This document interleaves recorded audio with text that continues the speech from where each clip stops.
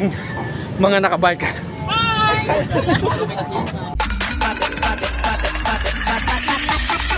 Holy moly, moly, moly. Good morning mga dudes! Nandito na naman ako, mangungulit sa inyo. Ngayong umaga, magta-travel vlog ako. Papunta ako ng Marilake. Pupuntahan ko, bibisitahin ko yung tinatawag nila na Big C o di kaya yung Devil Corner. Ay, Devil Corner pala, sabi ng aking tour guide. Ngayon, kasi hindi ko alam yung lugar, kasama ko na naman ang aking magandang driver slash ang aking nurse at slash pa rin siya ang aking tour guide at mayroon kaming pasahero na grandma nasa likod. Ayun, kaway-kaway, kaway-kaway. Tapos nandito sa aking likuran mayroon akong kasama na ang aking dietitian. Dietitian ko siya. Siya ang taga bigay sa akin ng pagkain. Yung binabaybay namin, sakop pa rin ito ng Tanay. Probinsya talaga ang dating. Ang daming mga puno. Ang gaganda ng mga puno. Napakasarap mag-drive sa ganitong lugar. Kailang mayroon siyang sigsag, pero hindi naman gaanong pa-curve yung sigsag. Yung pupuntahan ko ngayon, bibisitahin ko kasi marami daw doon yung mga nagmumotor doon sa tinatawag nila na Big C. Pero kilalang kilala sa tawag na Devil Corner. Kaya tinawag nilang Devil Corner. Ewan ko kung bakit Devil Corner, kasi first time ko pa lang napupunta roon. Ang sarap nung araw, ang ganda nung araw. Silaw na silaw ako. Tapos eto na, umpisa na yung yung pailan-ilan na kurbada. Tapos diretso, ang ganda ng rito. Ang ganda talaga ng mga kalsada rito sa Tanay. Sa Rizal. Parang maswerte rin na dito na kami nakatira sa Rizal kasi ang ganda ng lugar. Ayan walang traffic, walang pollution. Yung pupuntahan namin ngayon, kung napapanood nyo sa Facebook, nandoon maraming mga nagmumotor, yung mga nagbabangking-bangking doon sa doon sa tinatawag nila na Devil Corner o di kaya sa Big C. Doon nag-iikot, marami doon na aksidente, maraming sumisimplang. Kaya nung wala pa ako sa Pilipinas, napapanood ko sa Facebook yon. Akala ko kung saang lugar. Ang iniisip ko mga bandang Mindanao o di kaya mga bandang Norte, sa mga Ilocos Norte. Kaya pala yung lugar na yon dito lang pala sa Rizal yon, sa Tanay. Kaya ngayon pupuntahan ko, bibisitahin ko at makapagkuha ng mga clips or footage para sana makachimpo ako yung makachimpo ako na yung gumugulong. Ay hindi, joke lang. Pero sabi nila marami daw talagang gumugulong doon. Mga umi-slide yung motor. Kaya sana ngayon mag-aabang-abang tayo. Pagpunta ko, may matsyempoan ako, mag-aabang-abang lang ako. Sana wala gaanong malaking aksidente. Yung mga simplang-simplang lang, okay lang yon. Minsan yung mga sumisimplang, katuwaan lang din nila yun eh. Ngayon, abang-abang tayo, baka mamaya mayroon. Pero mga 30 minutes pa siguro makakarating na kami doon. Kasi paahon. Puro paahon yung dinadaanan namin. Tsaka yung dinadaanan namin na ito puro sigsag. At maraming mga motor na alam mo naman, yung ibang nagmumotor, mga kamote rider, basta na lang lumulusot. Kaya kailangan double ingat, pati yung aking lady driver slash ang aking nurse nag-iingat sa pagdadrive. Kita mo ang takbo namin, imbis na mabilis yung takbo namin, tumatakbo lang kami ng 20 kilometers per hour. Kasi ang daming mga motor sumisingit. Abang-abang tayo. Mga 30 minutes nandun na kami siguro. Ipakita ko sa inyo muna yung mga dinadaanan namin, kung gaano kaganda yung dinadaanan namin. Talagang ramdam na ramdam mo, talagang nasa probinsya ka. Pati yung simoy ng hangin, malamig. Kahit dito sa loob ng kotse, malamig kasi naka-aircon kami. Pero yung labas, pag binuksan mo yung bintana, talagang ramdam mo yung yung kagat ng lamig sa balat.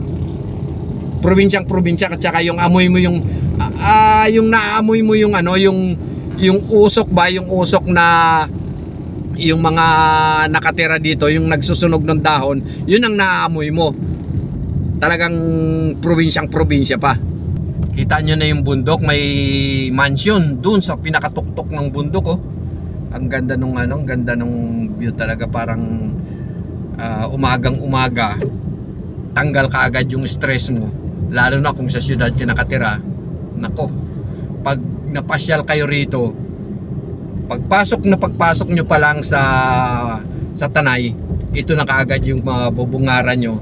Ang ganda ng lugar, tanggal yung stress, parang basta masarap sa pakiramdam pag nakita nyo yung ganitong lugar. Kaya kung sino man ang makapanood nito, itry nyong mamasyal dito sa Tanay. Tsaka yung sinasabi kong lugar, yung tinatawag nila, kilala nila yun kilala sa tawag na Marilaki. Yun, yung Marilaki na yun, nandoon yung tinatawag nila na Devil Corner, o di kaya yung Big C. Kasi talagang paliter C talaga, tapos mabulusok. Kaya mga motor doon na tumatakbo, gustong gusto nila yun, nagbabanking pa nga sila lalo na makikita mo yung mga big bike. Ay grabe kung magpatakbo, kasi nakita ko na rin sa Facebook. Ngayon, itong sinusundan namin, ano kaya to? Big bike din kaya to? O kasi parang ang bagal ng takbo nung sinusundan namin. Ayun. Oh, kita mo, ang bilis namin, kahit pa paano na overtake namin yung tricycle. Oh, ganda ng lugar.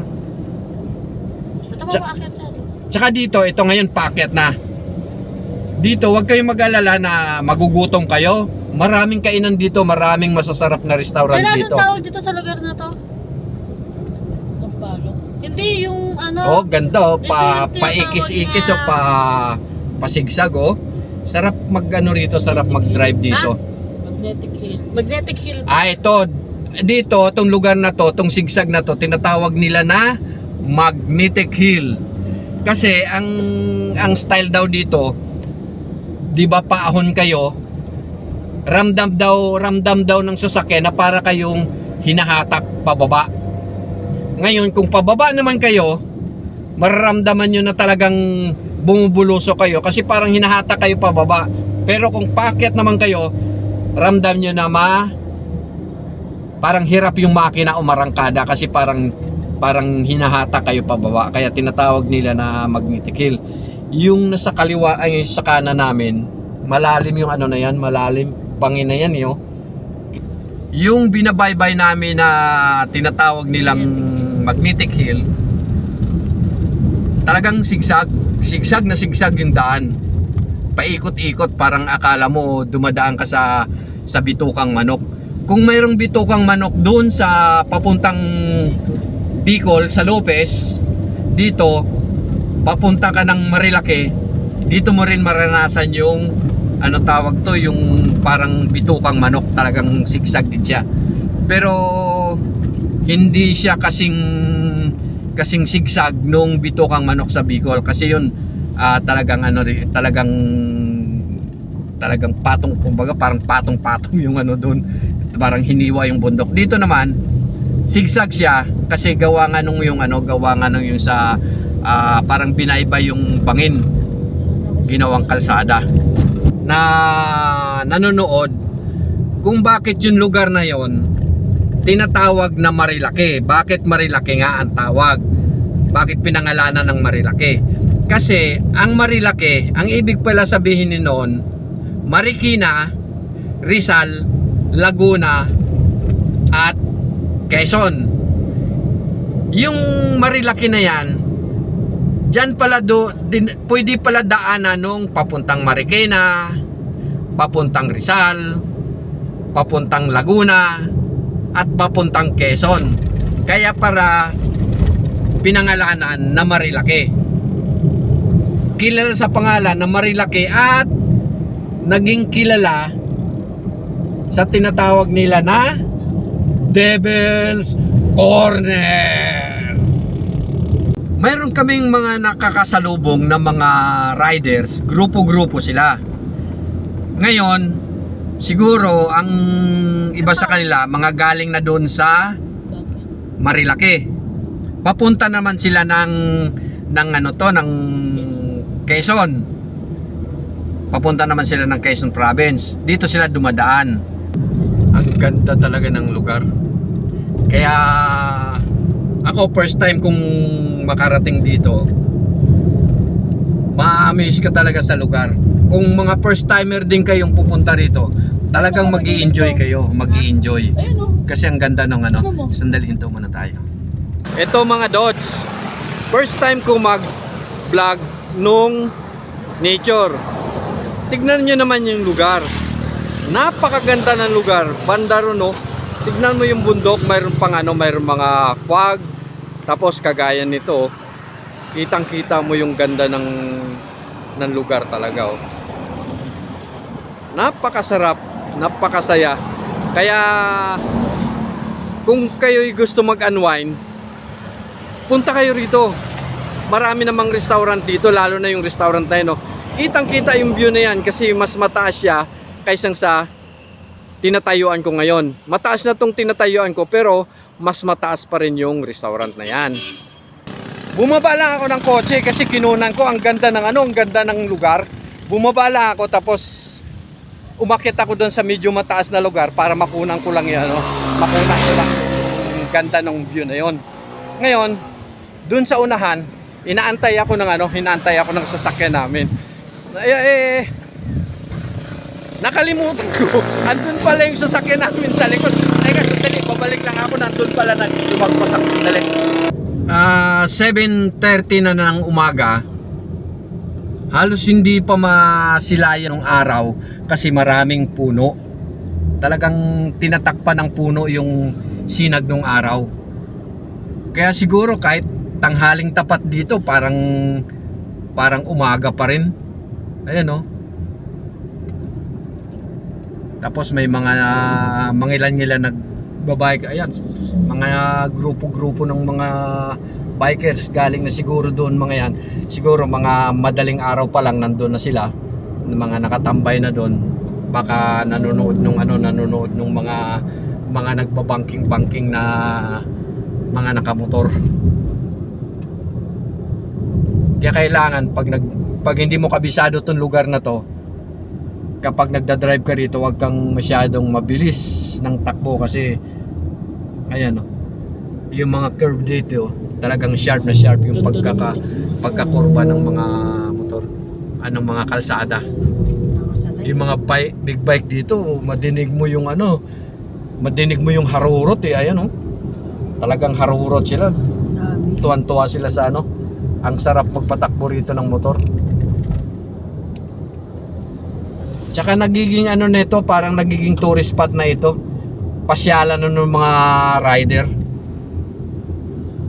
Ito, kagaya nito, ang daming mga naka-impel na tricycle pala to. Akala ko mga riders din. Tricycle pala.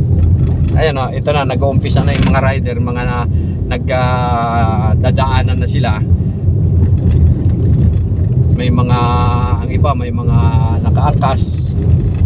Yung iba nagtatambay sa gilid, mga nagkakape, ayan, mga nagtatambay, ayan, daming mga motor. Ito na yung Devil's Corner. Ito na raw, itong lugar na to, ito na raw yung Devil's Corner. Kaya maraming mga nakatambay na mga motor. Karamihan dyan vlogger. Karamihan daw dyan mga vloggers din, mga kumukuha Iikot ako dyan lang. Tapos, ayan. Ito na ang tinatawag nila na Big C. Ang tinatawag nila na Devil's Corner. Kaya nagano sila. Ang iba galing dito, mabibilis, nagbabangking. Ayan oh.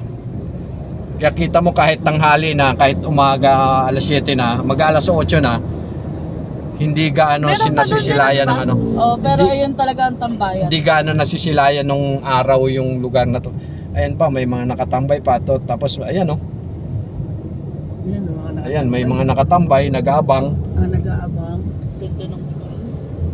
Gaganda ng mga motor dito. Nandito yung mga nandito yung mga nagmumotor. Ayan oh. Yung mga forma ba ng forma ng kalsada, talagang gustong-gusto ng mga nagbabike, yung nagbabangking-banking sila. Ayan, kagaya nito oh. Blind corner talaga siya oh. Hindi mo makita yung hindi mo makita yung kasalubong. Tapos ito, paakyat, paglikumot, sabay para kang nasa race track nung mga motor na yung mga nagkakarera, yung mga big bike. Tsaka ang ganda ng lugar dito. Yung nagbaba ng pasahero para umagtas. Magano kayo dito? Kapag mayroon kayong extra time at gusto niyo mag-unwind, pwede naman kayo tumambay dito kahit walang may nagbabangking o abang-abang lang. Tapos tambay lang kayo rito sa mga puno-puno ng kahoy, sa mga kung saan gusto nyong makapag-relax. Kita mo, ang ganda nung ang ganda Doon sa isa. nung lugar. Sa isa. Spot din yun pero Nadaanan na namin yung isang spot nung Devil's Ito, C. Corner. Ito yung tinatawag nila na Big C. Ayan, Big C, ayan oh. Nagbabangking si Kuya oh. Itong tinatawag nila na Big C. Kaya Big C talagang yung ikot, talagang ang laki ng ikot. Ayan oh, mga nagmumotor. Doon yan, pupunta rin yan sa mga Devil's Corner. Oo, mga nagbablog. Ayan, dami nila oh. Mga nagbablog. Nakita mo, may mga dami. Nakita ko kasi to, napanood ko minsan sa Facebook, sa vlog. May nag-post nito. Sabi ko, ang ganda ng lugar, saan kaya ang lugar to? Kaya ang iniisip ko noon, parting Mindanao. Yun pala, dito pala yun sa Rizal. So ngayon, nakita ko na talaga yung lugar at kahit papaano, may tatambay. nakunan ko na. Ngayon, habang sabi ng aking tour guide, baybayin muna namin itong Marilake para makita ko yung kung gaano kaganda yung lugar. Itong pinapakita ko sa inyo, pa lang to, yung kalsada lang. Pero yung mga view sa left and right, hindi ko siya maipapakita kasi baka mamimiss ko yung yung mga mabibilis na takbo ng mga big bike. Ayan oh. Kagaya niyan, grupo-grupong mga baka hindi ko makunan yung grupo-grupo at saka minsan may paisa-isang humaharurot na na big bike. Lalo na pagdating sa mga pagdating sa liko, ay talagang kulang na lang humiga yung motor sa gitna eh. Walang pitik dyan no. Baka meron yung polis doon sa unahan. Tapos ayun oh. Siguro pag may pagkakataon pa ulit sa sunod, ang kukunan ko naman, ipapakita ko sa inyo yung talagang ganda ng nature. Kung sino sa inyong mahilig sa nature, dito kayo pumunta. Lahat ng puno makikita mo rito. Puno ng aratilis, puno ng daming puno rito. Kaya yung yung Marilake na to, punong-puno ng puno. Kasama natin sila Chrissy dito pa dumaan. Ayun, ang ganda ganda ng napapanood ko lang to sa isang sa isang vlogger eh. Talagang kinunan niya, nag-travel vlog siya. Talagang kinunan niya lang yung kalsada lang, talagang kinunan niya yung ganito, yung paliko-liko. Tapos may napanood pa nga ako rito, may nagkakarera pa ng motor. Sabi ko, saan kayang lugar yon? Parang ang ganda ganda ng lugar. Ito pala yon, yung tinatawag nila na Marilake, na sakop ng Tanay. Tsaka hindi naman kayo matakot dito gawa nga nung ano eh. Itong lugar na to, napapanood ko to. Itong lugar na to. Mayroong mga umi-slide na mga motor dito. Yan, kagaya niya, no, nagbabangking-bangking si kuya, oh. Ayan po. Kasi kung mahilig ka sa motor, masarap talaga magmotor dito kasi yung mga pabangking-bangking, mahilig ka yung parang ang gusto mo exhibition. Ang sarap dito. Kaya lang, kapag umislide yung motor mo, ayun, sorry, gas-gas yung pit mo, sira pa motor mo. Talagang nag-enjoy ako sa lugar na to kasi ang ganda ng ang ganda talaga ng lugar.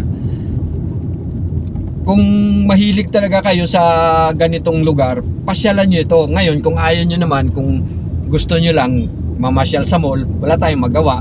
Kung mahilig kayo sa mall, kasi pag pumunta ka ng mall, ayun nga, malamig nga talaga doon dahil naka-aircon. Pero dito, marami kang makikita rito. Talagang mag-i-enjoy ka rito. Mabubusog yung mata mo sa mga tanawin dito. Kung may sasakyan kayo, yun, mga takbo nyo pa pa dahan-dahan lang yung takbo para makita nyo yung lugar. Ito yung lugar na to. Ito yung magandang spot nung tinatawag nila na mga pitik.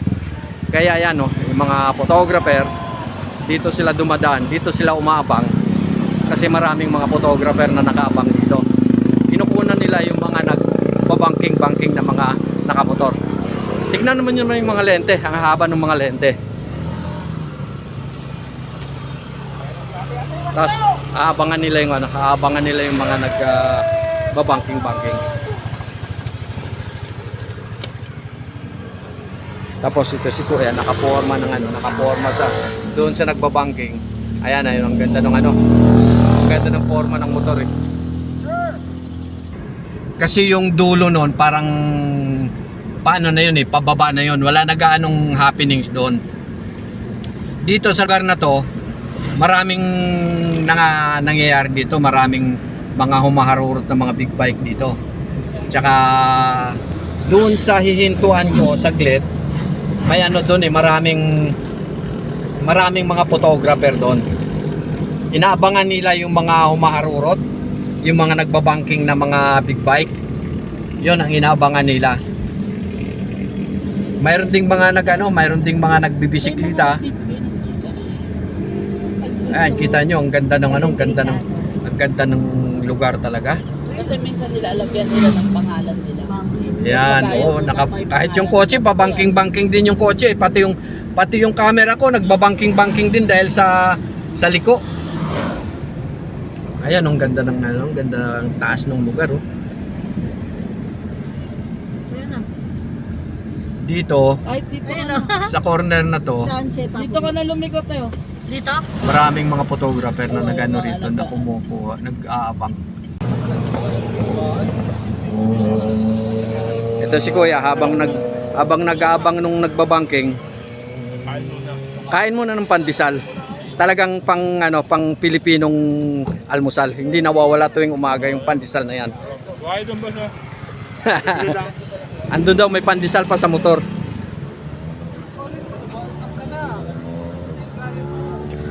Ayan, may nagpabangking. Ayan pa. Tignan nyo yung mga nagbabangking. Yan ang inaabangan ng mga photographer natin. Kung tawagin nila dito, pitik.